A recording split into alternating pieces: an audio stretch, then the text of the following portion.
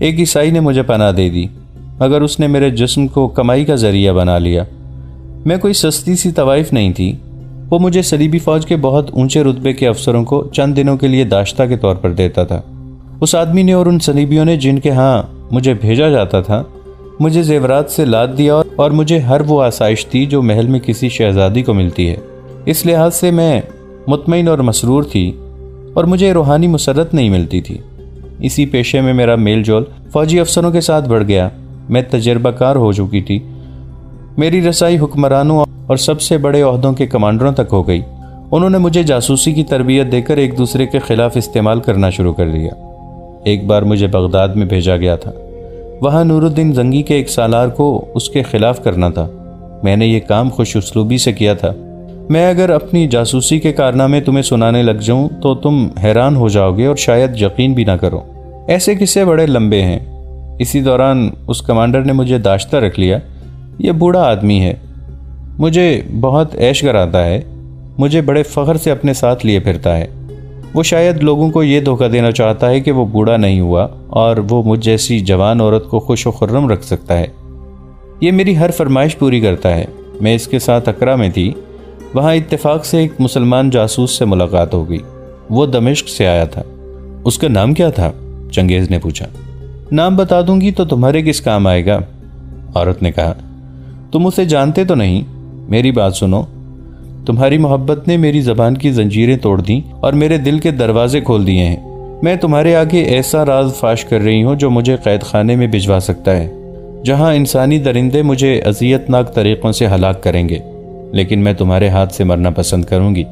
میں کہہ رہی تھی کہ دمشق کا جاسوس پکڑا گیا اور اسے تہہ خانے میں ڈال دیا گیا۔ میں بہت بڑے افسر کی چہیتی داشتہ تھی۔ میں اس جاسوس کا تماشا دیکھنے تہہ خانے میں چلی گئی۔ اسے ایسی ظالمانہ اذیتیں دی جا رہی تھیں کہ مجھ پر غشی طاری ہونے لگی۔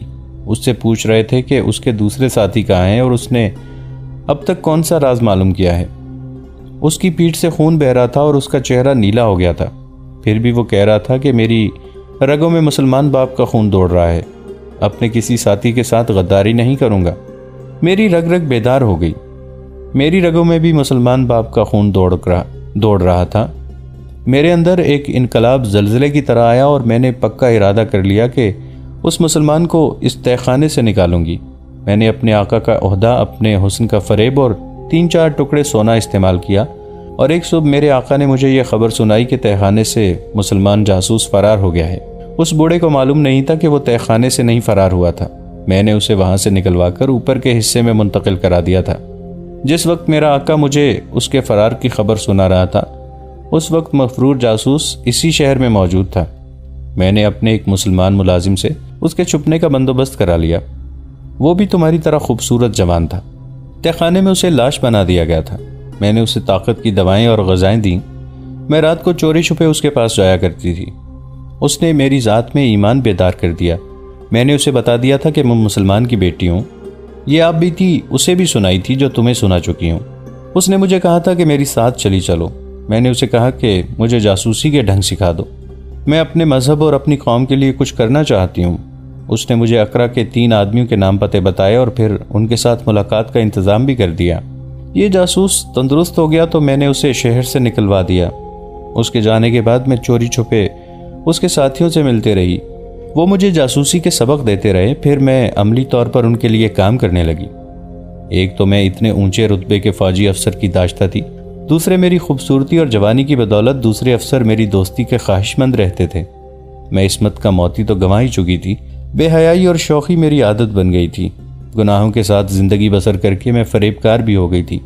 میں نے ان لوگوں کو خوب انگلیوں پر نچایا، انہیں بڑے حسین جھانسے دیے اور بڑے قیمتی راز مسلمانوں کو دیتی رہی۔ یہ جاسوس مجھے صلاح الدین ایوبی کے متعلق باتیں سنایا کرتے تھے۔ میں اسے فرشتہ سمجھتی ہوں۔ میرے دل میں یہی خواہش ہے کہ اپنی قوم کے لیے کچھ کرتی رہوں اور ایک بار سلطان ایوبی کی زیارت کروں۔ میں اسی کو حج سمجھوں گی۔ اب میں اس کمانڈر کے ساتھ یہاں آ گئی ہوں۔ صلیبی بڑی ہی زیادہ طاقت سے مسلمانوں پر فوج کشی کر رہے ہیں۔ مجھے ان کے تمام راز معلوم ہو چکے ہیں۔ اب مجھے کسی ایسے آدمی کی ضرورت ہے جو ایوبی کا جاسوس ہو۔ تم نے اتنی دلیری سے یہ راز کیوں فاش کر دیا ہے؟ چنگیز نے اس سے پوچھا۔ تم اگر واقعی جاسوس ہو تو بالکل اناڑی ہو۔ تم نے میری محبت پہ اعتماد کیا ہے، اگر میں تمہیں یہ بتا دوں کہ میں تمہاری نسبت سلیب سے زیادہ محبت کرتا ہوں اور میری وفاداریاں سلیب کے ساتھ ہیں تو کیا کرو گی؟ عقل مند جاسوس اپنے فرض پر اپنے بچوں کی محبت کو بھی قربان کر دیا کرتے ہیں۔ میں تمہیں حقیقت بتا دوں تو تم مان جاؤ گے کہ میں اناڑی نہیں ہوں۔ عورت نے کہا، میں نے یقین کر لیا تھا کہ تم عیسائی نہیں ہو، تم مسلمان ہو اور مصر کے جاسوس ہو۔ راشد چنگیز یوں چونکا جیسے اس عورت نے اسے ڈس لیا ہو۔ شراب کا نشہ اور رومان انگیز جذبات کا خمار یوں اتر گیا جیسے کمان سے تیر نکل گیا ہو۔ اس نے کچھ کہنے کی کوشش کی تو اس نے محسوس کیا جیسے اس کی زبان اکڑ گئی ہو۔ اسے عورت کی دبی دبی ہنسی سنائی دی۔ عورت نے کہا، کہو، میں اناڑی ہوں؟ چنگیز کے لیے جواب دینا محال ہو گیا۔ اگر یہ عورت واقعی مسلمان تھی تو کیا چنگیز کو اس پر اپنا آپ ظاہر کر دینا چاہیے تھا؟ طریقہ یہ تھا کہ ایک گروہ کے جاسوس اپنے ہی ملک کے جاسوسوں کے دوسرے گروہ سے بھی بیگانہ رہنے کی کوشش کرتے تھے۔ چنگیز کو یہ بھی معلوم نہیں تھا کہ یہ عورت کس پائے کی جاسوس ہے۔ یہ بھی تو ممکن تھا کہ وہ دوغلا کھیل کھیل رہی ہو۔ اسے یہ بھی معلوم تھا کہ سلطان ایوبی نے سختی سے حکم دے رکھا ہے کہ کسی عورت کو کہیں جاسوسی کے لیے نہ بھیجا جائے۔ اگر یہ عورت جاسوسی کر رہی تھی تو اپنے طور پر کر رہی ہوگی۔ وہ زیادہ سے زیادہ یہ کر سکتی تھی کہ جاسوسوں کو معلومات پہنچا دیتی تھی۔ ایسی عورت پر اعتماد نہیں کرنا چاہیے تھا۔ خاموش کیوں ہو گئے ہو؟ عورت نے پوچھا۔ کہہ دو میں نے غلط کہا ہے۔ تم نے بالکل غلط کہا ہے، راشد نے جواب دیا، اور تم نے مجھے مشکل میں ڈال دیا ہے۔ کیسی مشکل؟ یہ کہ میں تمہیں گرفتار کرا دوں یا محبت کی خاطر خاموش رہوں؟ چنگیز نے کہا، میں عیسائی ہوں اور پکا صلیبی ہوں۔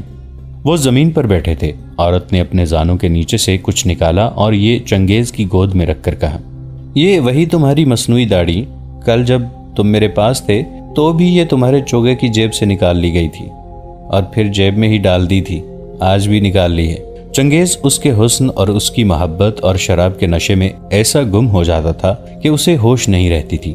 میں نے ایک رات یہ داڑھی تمہارے چہرے پر دیکھی تھی، عورت نے کہا۔ تم اس داڑھی میں کمرے سے نکلے تھے، میں نے تمہیں راستے میں روک لیا اور جب تم نے مجھے بازوں میں لیا تھا میں نے تمہارے چوگے کی دونوں جیبوں میں ہاتھ ڈالا۔ میرے ایک ہاتھ نے داڑھی محسوس کر لی تھی۔ مصنوعی داڑھی سے تم نے کیسے یقین کر لیا کہ میں جاسوس ہوں؟ تم جس انداز سے مجھ سے فوجوں کی آمد و رفت کی باتیں پوچھ رہے ہو، یہ انداز جاسوسوں کا ہے، عورت نے کہا۔ تم نے مجھے جن سوالوں کے جواب لانے کو کہا تھا وہ کوئی اور نہیں پوچھ سکتا۔ کسی عام آدمی کے ذہن میں ایسے سوال آتے ہی نہیں، اور شراب سے انکار صرف مسلمان کر سکتا ہے۔ وہ بولتے بولتے چپ ہو گئی، بازو چنگیز کے گلے میں ڈال کر اور گال اس کے گال سے لگا کر بولی، تم مجھ سے ڈر رہے ہو؟ کیا تمہارا دل مان نہیں رہا کہ میں مسلمان ہوں؟ میں تمہیں اپنا دل کس طرح دکھاؤں؟ ہم دونوں ایک منزل کے مسافر ہیں۔ میں نے تمہیں سلطان ایوبی کا جاسوس سمجھ کر دل میں نہیں بٹھایا تھا۔ تم مجھے معلوم نہیں کیوں اچھے لگے تھے۔ مجھے یوں لگا تھا جیسے ہم آسمانوں میں بھی اکٹھے تھے، زمین پر بھی اکٹھے ہو گئے ہیں اور ہم اکٹھے اٹھائے جائیں گے۔ کہو تو میں تمہارے جاسوس ہونے کے کئی اور ثبوت پیش کر دوں۔ میں تمہاری حفاظت کروں گی، اور میں نے یہ ارادہ بھی کیا ہے کہ ہم دونوں بہت ہی قیمتی راز اپنے ساتھ لے کر یہاں سے اکٹھے نکلیں گے۔ اگر یہ راز قاہرہ بر وقت نہ پہنچا تو ہرن، حلب، حماد، دمشق اور بغداد تو صلیبیوں کے سیلاب میں ڈوب ہی جائیں گے۔ مصر کو بچانا بھی ممکن نہیں رہے گا۔ سلطان ایوبی بالکل بے خبر ہیں۔ وقت ضائع نہ کرو، میں یہاں سے اکیلی نہیں نکل سکتی، تمہارا ساتھ ضروری ہے۔ میں تمہیں ساتھ لے کر سیر کے بہانے شہر سے نکل سکتی ہوں۔ تم میرے محافظ ہوگے اور کوئی بھی ہم پہ شک نہیں کرے گا۔ راشد چنگیز پر خاموشی طاری ہو گئی تھی۔ عورت نے اس کے پیالے میں شراب اڑیلی اور پیالہ اس کے ہاتھ میں دیتے ہوئے مخمور انداز اور جذباتی لہجے میں کہا، تم گھبرا گئے ہو، پی لو، یہ شراب کا آخری پیالہ ہے، اس کے بعد ہم اس سے توبہ کر لیں گے۔ اس نے چنگیز پر اپنے ریشمی بالوں کا سایہ کر لیا اور پیالہ اس کے ہونٹوں سے لگا دیا۔ بالوں کے ملائم لمس اور مہک نے نسوانی جسم کے لمس اور حرارت نے اور شراب نے چنگیز کی زبان سے کہلوا لیا، تم واقعی جاسوس ہو، ورنہ 1.5 سال جاسوسوں کے سب سے بڑے استاد ہرسن کے سائے میں رہ کر وہ مجھے پہچان نہیں سکا۔ میں تمہاری ذہانت کا مرید ہو گیا ہوں۔ تم ٹھیک کہتی ہو کہ ہم ایک ہی منزل کے مسافر ہیں۔ تم میرے ساتھ قاہرہ چلو گی؟ بہت دیر ہو گئی ہے، عورت نے کہا۔ کل یہیں ملنا، میں تمہیں وہ باتیں بتاؤں گی جو تم کسی بھی طرح معلوم نہیں کر سکتے۔ رات کا آخری پہر تھا جب راشد چنگیز اپنے کمرے میں پہنچا۔ اس نے وکٹر کو کبھی نہیں جگایا تھا۔ صبح اسے رات کی رویداد سنایا کرتا تھا، لیکن اس رات اس پر ہیجانی کیفیت طاری تھی۔ وہ بہت ہی خوش تھا۔ جو عورت اسے دل دے بیٹھی تھی وہ مسلمان تھی اور تجربہ کار جاسوس بھی۔ یہ خوشی کیا کم تھی کہ وہ بہت ہی خوبصورت عورت کے ساتھ تریپولی سے نکل رہا تھا۔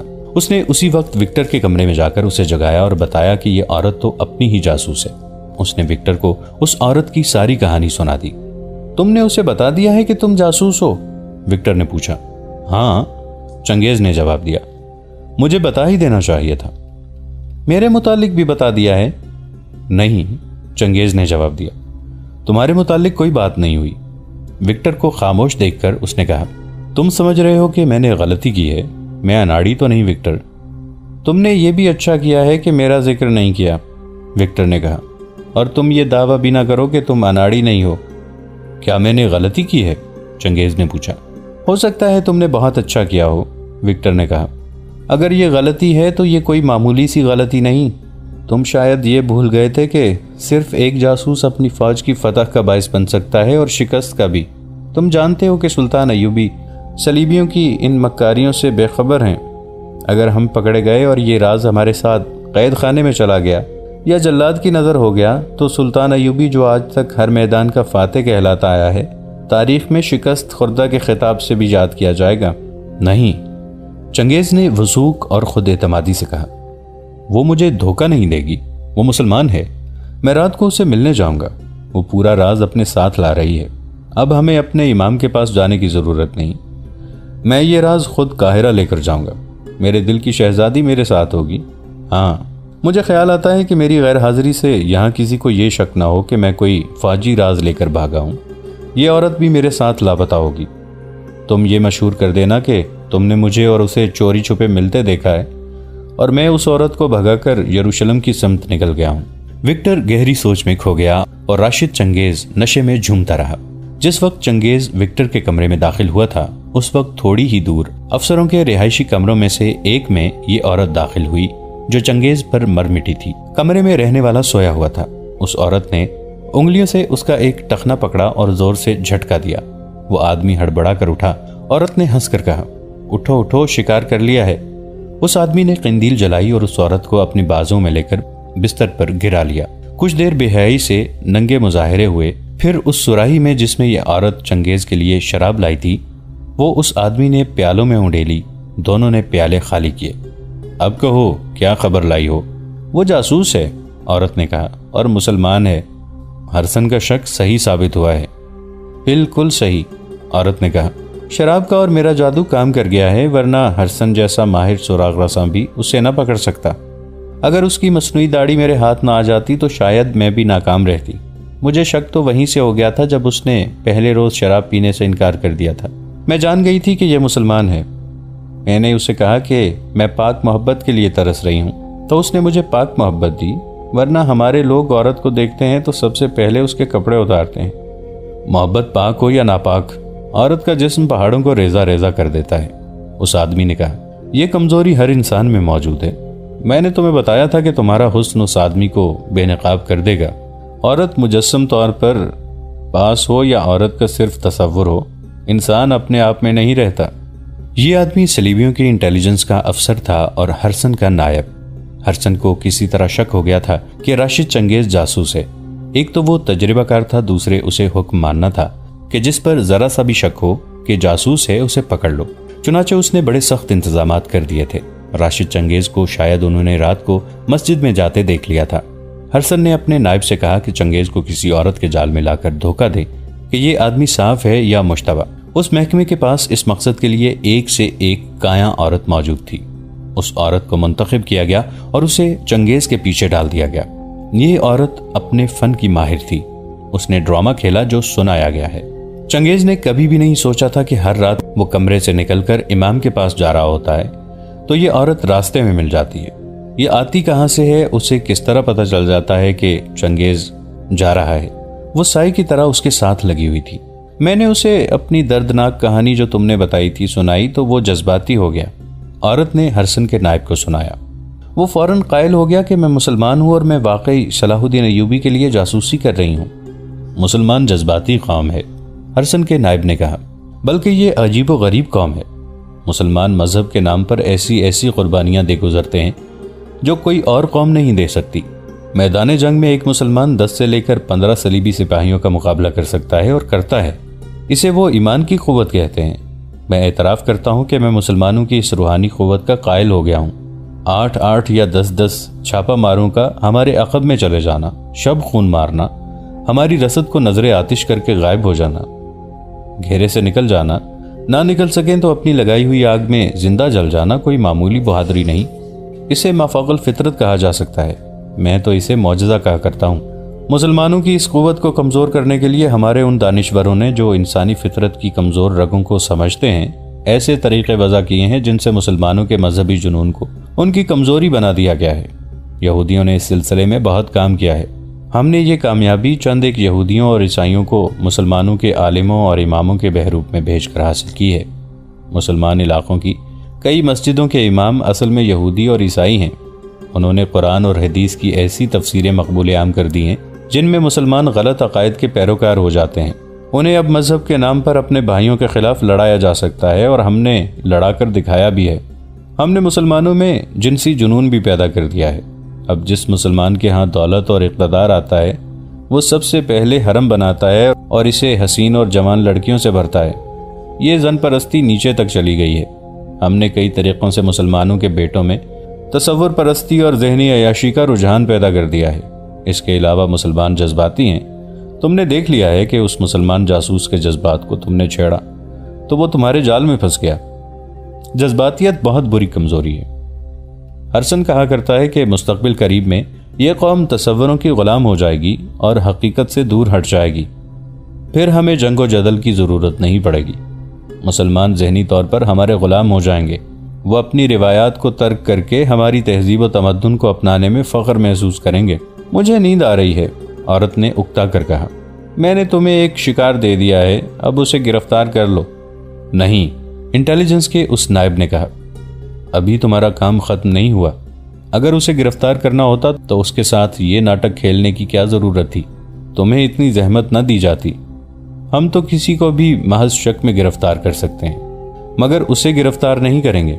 उससे उसके उन तमाम साथियों का सुराग लेना है जो ट्रिपोली में जासूसी कर रहे हैं। उनमें तबाहकार छापामार भी होंगे। हो सकता है इससे दूसरे शहरों के जासूसों की भी निशानदही कराई जा सके।